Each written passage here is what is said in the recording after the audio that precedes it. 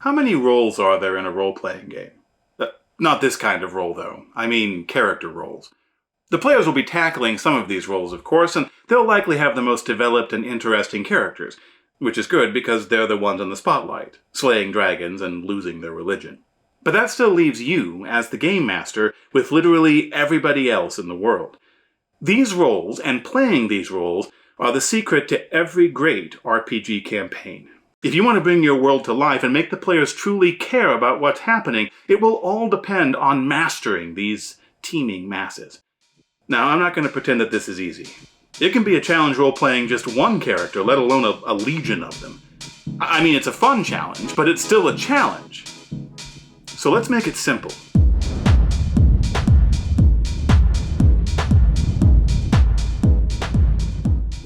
My secret weapon for managing vast casts of characters is the briefing sheet.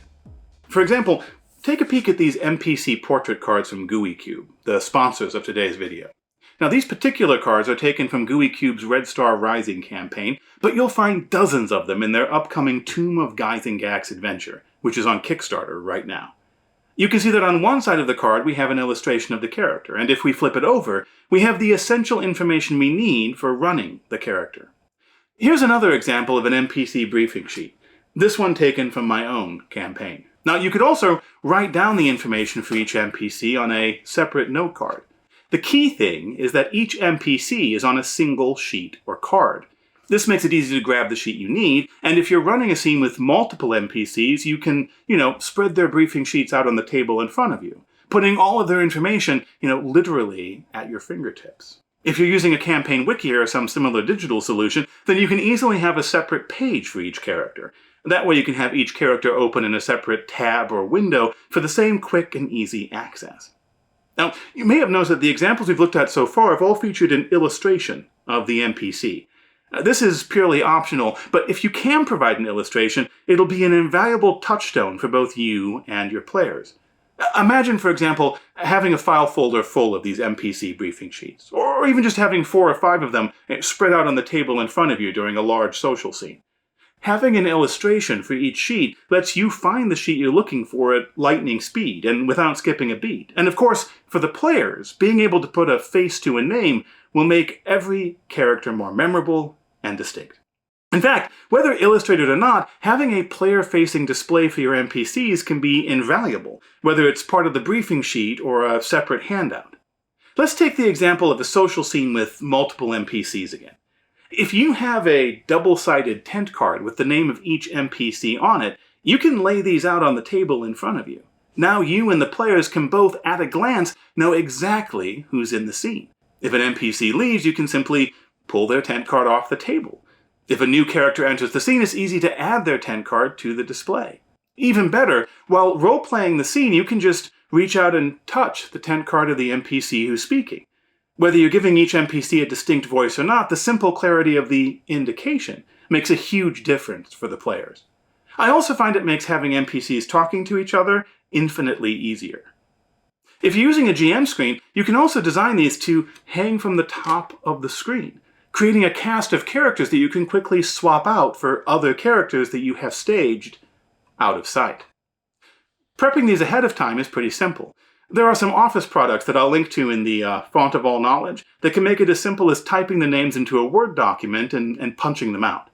But there's no reason to complicate things. In fact, you don't need to prep them at all. A Sharpie and a blank note card that you can fold in half give you everything you need. Of course, if you do want to make things more elaborate, then you could also design these so that the side facing the players has a full illustration. You could even do larger versions that might have an illustration facing the players and the full briefing sheet for the NPC facing you. Now, on that note, let's get back to the briefing sheet.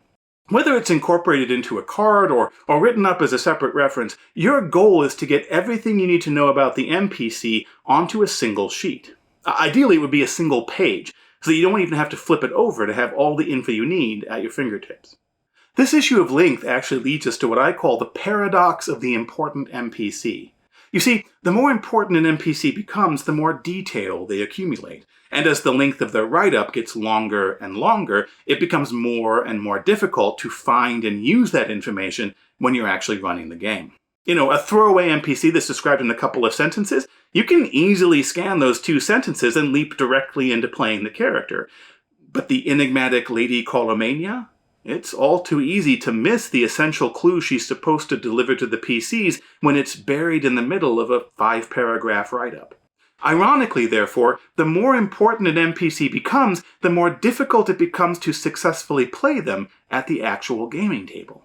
So what we need is a structure, a way of organizing all of this information so that we can easily prep and easily use it. The tool I've developed for this is the Universal NPC Role-Playing Template. It basically breaks the briefing sheet down into 5 parts: a name, appearance, role-playing, background, and key info. You can also put the character's stat block on the same sheet, or if there's not enough room, on the back of the sheet. The first part of the template is the character's name, which is their name. I think you've got this one. Next up is appearance. We put this at the top of the briefing sheet because it's the first thing you'll need. This is essentially a box text description that you can use when the PCs meet the NPCs for the first time. You want this description to be tight. 1 or 2 sentences is almost always the sweet spot, and 3 is the maximum length you want to use unless there's something truly outrageous or unusual about the character. You don't need to describe every single thing about the NPC. Pick out their most interesting and unique features, and then let your players' imaginations do the rest. Next up is the role-playing section. This is the heart of the template, but it should also be the shortest section in my opinion. 2 or 3 brief bullet points at most. Again, you're not looking for a full psychological profile. What you want are the essential elements that will unlock the character for you. There are no firm rules here, but I always try to include at least one simple physical action that you can perform while playing the character at the table. Maybe they tap their ear, or are constantly wearing a creepy smile, or they arch an eyebrow, or they speak with a particular accent or affectation, or they clap their hands and rub them together, or snap their fingers and point at the person they're talking to, or make a point of taking a slow sip from their drink before responding to questions. You don't have to make a big deal out of it, and it usually won't be something that you do constantly. That would get annoying. But this mannerism is your hook. You'll find that you can quickly get back into the character by simply performing the mannerism. It will make your players remember the NPC as a distinct individual. And just like tapping 10 cards, it can make playing scenes with multiple NPCs easier to run, because you can swap between the mannerisms to clearly distinguish which character is speaking. You'll generally only need 1 mannerism, though, maybe 2. More than that, and you lose the simplicity of the mannerism. It's not that the character's entire personality is this one thing, it's that the rest of the character's personality will flow out of you whenever you hit that touchstone. Round this out with personality traits and general attitude. Are they friendly, hostile, greedy, ruthless?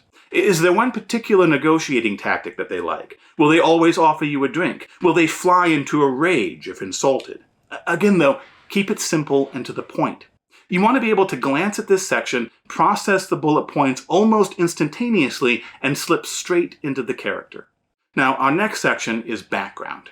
You can let this section breathe a bit. A little will still go a long way, but this is where all the details about the NPC and their life are going to go. When working on an NPC's background, I like to think in terms of essential context and interesting anecdotes. Is it something that will directly influence the decisions they make?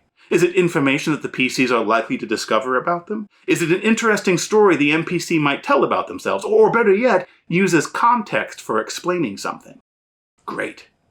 But if it's just a short story about some random person's life that you're writing for an audience of 1, refocus your attention on prepping material that's relevant to your players. Now, the final section of the Universal Role-Playing Template is the key info.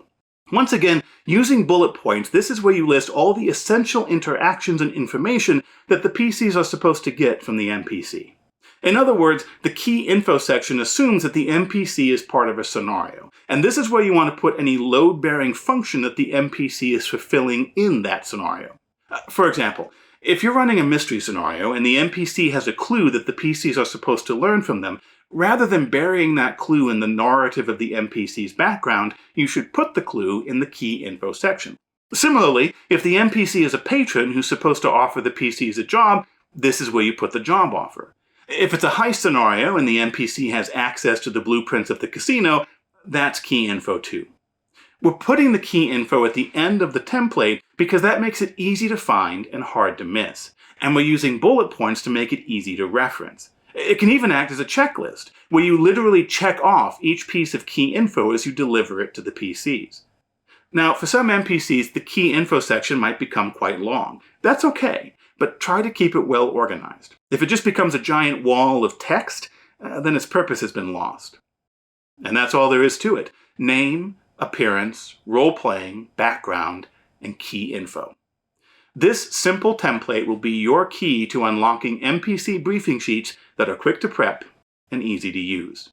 If you're interested in exploring more ways that the universal role-playing template can be used, I've written an article on advanced templates on my website, The Alexandrian. I've included a link to that article, sample NPC templates, and also quick NPC templates in the font of all knowledge down below. I'd also mention the fully illustrated NPC cards included in the upcoming Tomb of GYZAENGAXX adventure from GUICube, the sponsors of this video. Developed in collaboration with Luke Gygax, son of the late Gary Gygax, the Tomb of GYZAENGAXX is an enthralling, lampoony, and grimdark mega-adventure and campaign setting that pays tribute and homage to the legendary creators and adventures that forged the legacy of D&D. Good gaming! This is Justin Alexander, and I'll see you at the table.